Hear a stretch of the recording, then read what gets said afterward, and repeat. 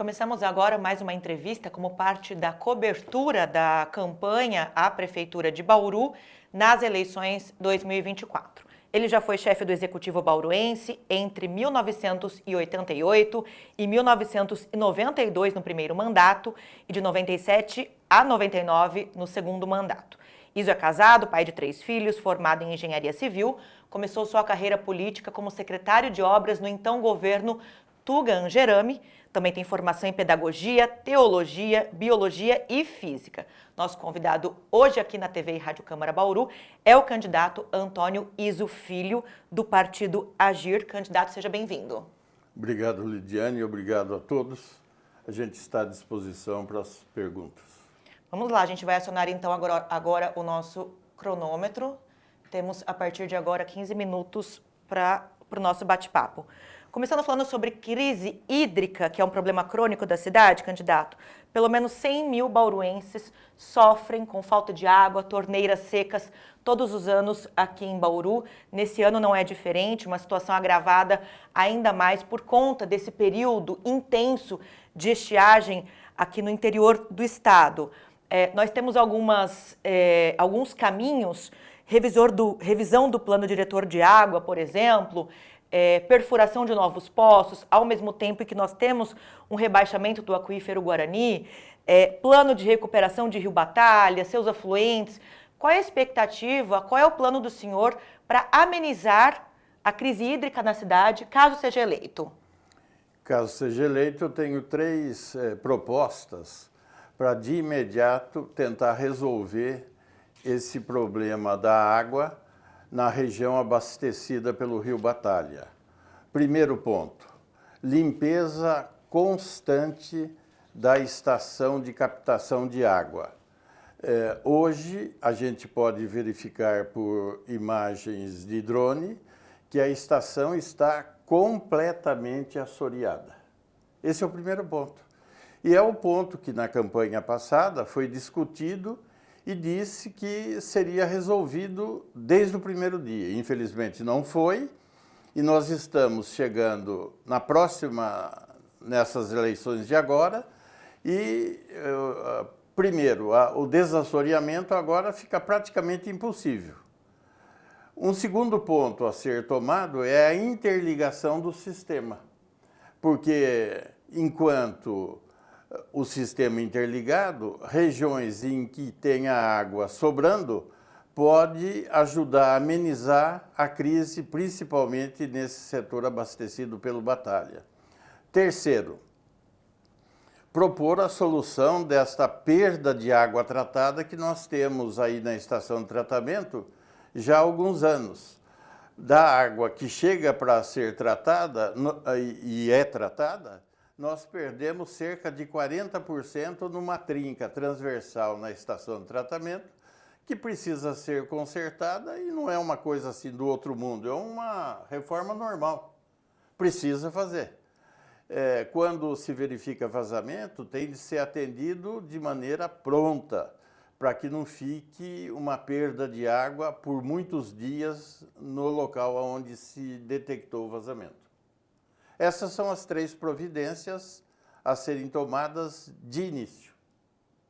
Ainda falando sobre saneamento básico, candidato, nós temos um fundo de esgoto com quase 300 milhões de reais pagos pelos contribuintes bauruenses, para esse tratamento, um contrato suspenso com a empresa que fazia a obra de construção da estação de tratamento de esgoto e uma obra que está abandonada há praticamente 3 anos. A Câmara Municipal aprovou neste ano uma lei que autoriza a concessão do tratamento de esgoto. Foi uma aprovação bastante tumultuada. O senhor, caso seja eleito, pretende dar continuidade a esse projeto, a essa concessão, revogar a lei? E caso pense numa revogação de lei, qual seria a alternativa, então, para dar continuidade ao tratamento de esgoto? Eu sou contrário à terceirização da estação de tratamento de esgoto. Primeiro, se houver possibilidade jurídica de revogar, eu revogo a lei. Segundo, eu procedo uma licitação, chamo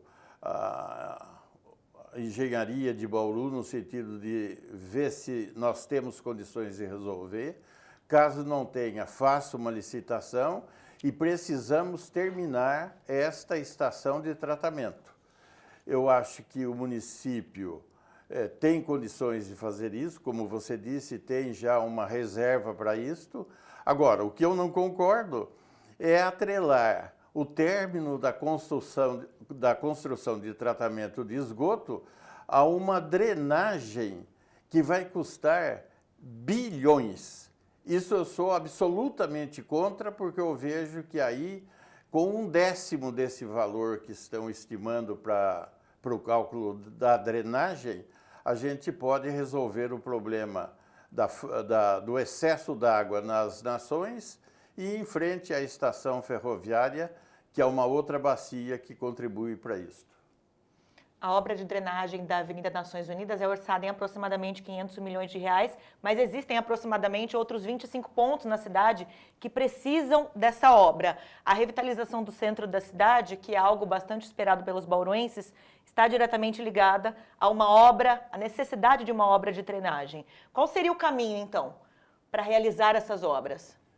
Bem, a revitalização do centro começou quando foi feito o calçadão, e agora o calçadão está morrendo pouco a pouco. O que precisa é dar um destino sério para aquela estação ferroviária que está parada há alguns anos e que em dinheiro de hoje custaria em torno de 15, 20 milhões de reais, que muitas cidades conseguiram isto sem pagar absolutamente nada, e aqui em Bauru nós pagamos, e teríamos também de exigir, portanto, do governo federal que fizesse a revitalização. Esses dinheiros todos gastos com aluguéis de algo que estava concentrado na Praça das Cerejeiras, aqui na Nuno de Assis, fazer voltar para os próprios municipais e, em revitalizando a estação ferroviária, colocar lá pelo menos 5, 6 secretarias, de tal forma que a gente parasse de gastar esse dinheiro com aluguéis, que gira em torno aí de 1,5 milhão aproximadamente, e não tem sentido isso daí, não faz sentido. O povo precisa conversar com as secretarias da prefeitura e cada um num canto só dificulta. E com isto, com a revitalização da estação e a colocação de algumas secretarias lá, nós voltaríamos a dar vida pelo calçadão. Eu não vejo muitas mudanças estruturantes no centro da cidade. Nós precisaríamos, com certeza, de um terminal de ônibus, mas o fato de revitalizar a estação ferroviária, nós poderíamos também pleitear junto ao governo federal a doação dessas linhas, desde o Otávio Razzi até a Dutra, desde o centro até o Jardim Europa, para que a gente pudesse fazer um transporte sobre trilhos, podendo ser chamado do que queira aí, conforme o serviço que for feito. Um tipo metrô de superfície, de tal forma que isso visasse levar a população para um terminal rodoviário, onde a gente pudesse fazer uma passagem integrada. Uhum.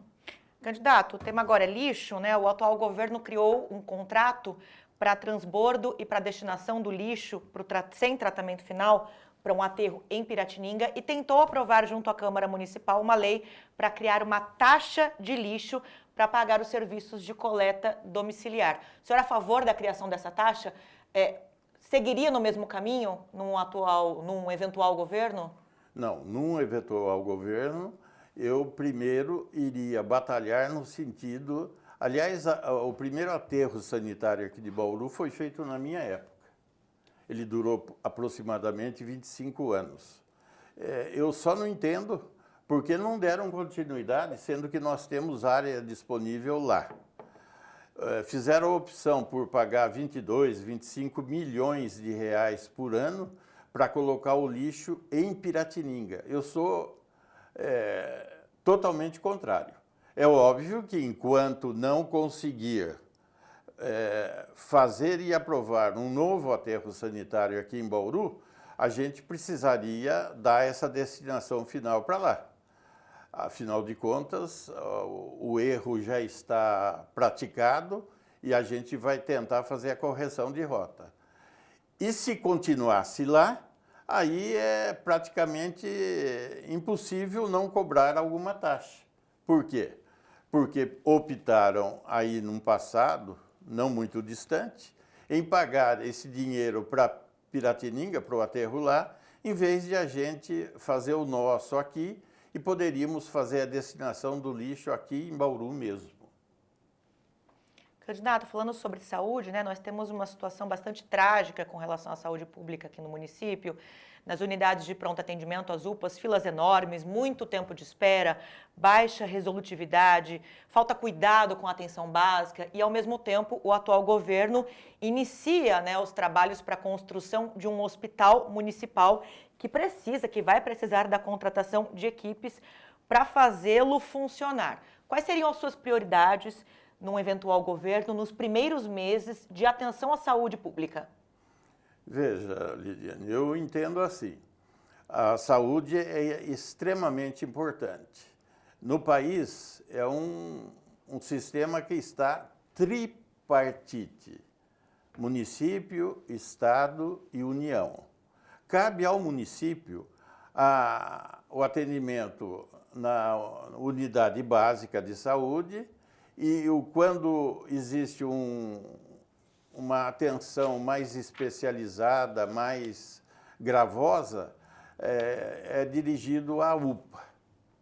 Só que a UPA tem esse problema que você está dizendo. As pessoas vão, às vezes esperam 4, 5, 6 horas. É inadmissível isso daí. Numa das andanças aí pela cidade, na campanha, no Parque Bauru especificamente, eu perguntei para as pessoas o que eles faziam, em qual UPA eles iam. Eles me disseram, é mais fácil ir em Agudos.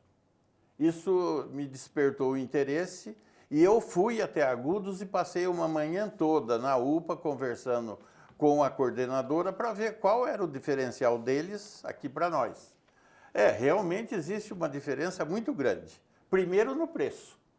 Lá, eles pagam 1.200.000 por mês, eles recebem, quem está administrando a UPA, para o atendimento, mas o atendimento é de qualidade. Tem os exames laboratoriais feitos rapidamente, tem o tomógrafo, no caso de uma quebradura, se procede, faz-se os procedimentos rapidamente, na faixa de 15 minutos a meia hora. Enfim, tem a ala em que os adultos ficam, digamos, internados quando eles precisam de um tratamento mais específico, tipo tomar soro com antibiótico, com anti-inflamatório. É humanizado. A palavra certa para tudo isso, a gente pode florear do jeito que quiser, mas a palavra certa para isso é a humanização do atendimento.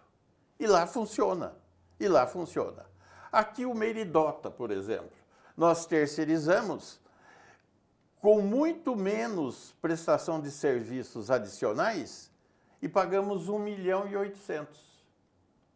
Olha, só aí já dá a diferença de 600.000. E a prestação de serviço é menor no nosso aqui em relação ao que se pratica lá. Então, alguma coisa na gestão desses programas está errado. Isso é óbvio, não precisa ficar tentando florear. E eu sou contrário à construção do hospital municipal, porque não é a obrigação do município. O município tem, sim, de contratar aí uns 50 leitos. Isso não sou eu que vou determinar. Quem for administrar a saúde vai dizer, e nós vamos fazer essa contratação de leitos hospitalares, pode ser na Beneficência, pode ser na Santa Casa de Agudos, pode ser acertar com o hospital universitário. Aliás, a construção desse prédio começou na nossa época. Foi uma firma que terminou parte da construção do Meridota, a Cojan, e que iniciou, ato contínuo, a construção do hospital. Dizer que agora está destinando 100 e tantos leitos é uma mentira muito grande. Na realidade, eles destinam uma parte dos 160 leitos aproximadamente, eu não tenho esse número exato, uma parte, mas de maneira precária. O que nós precisamos é efetivamente parar de brincar com as pessoas que precisam de um atendimento, que é responsabilidade do município.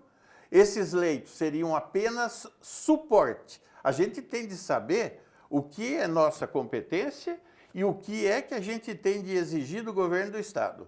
Como para a obtenção de vagas tem existido uma certa demora, a gente interna essas pessoas que estão no UPA e precisam de um atendimento e fica constantemente uma equipe exigindo a internação no Estado daquilo que é responsabilidade do Estado.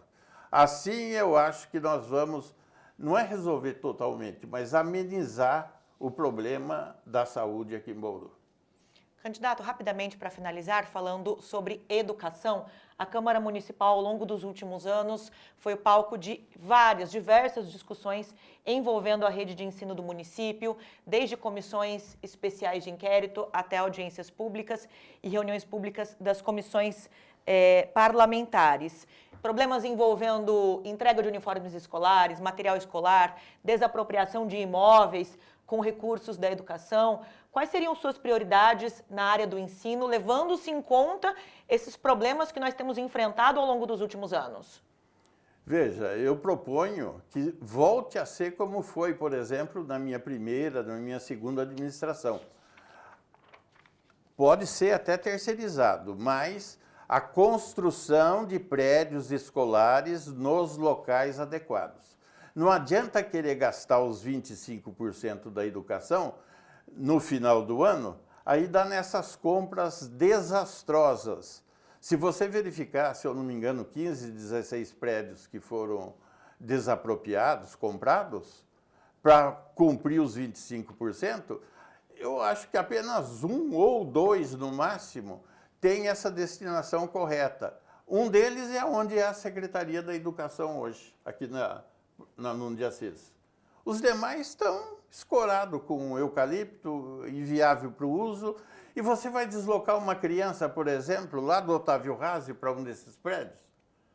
Se você acerta num lado, você acaba comprometendo um gasto enorme com o transporte das crianças. Está atendendo ao interesse de quem? É uma pergunta isso. Então, eu concordo 100% com os vereadores que fazem esta fiscalização de maneira séria, porque é a finalidade deles, fiscalizar o uso do dinheiro público, fiscalizar o funcionamento da máquina. Se não for para isso, aí não precisa vereador. Ok, nós agradecemos aqui a participação dentro da cobertura eleitoral da TV e Rádio Câmara Bauru, do candidato Antônio Iso Filho, do partido Agir, à Prefeitura Municipal de Bauru. Candidato, mais uma vez, muito obrigada. Obrigado, Lidiane. Obrigado a todos os que nos ouviram. Obrigado à população de Bauru. Nós precisamos efetivamente mudar esse sistema, esse esquema de gestão. Obrigada, agradeço você também que nos acompanhou. Lembrando que este conteúdo vai ao ar pela TV e Rádio Câmara e fica disponível também no canal da TV Câmara Bauru no YouTube. Agradeço sua sintonia, fique ligado em nossa programação. Até a próxima.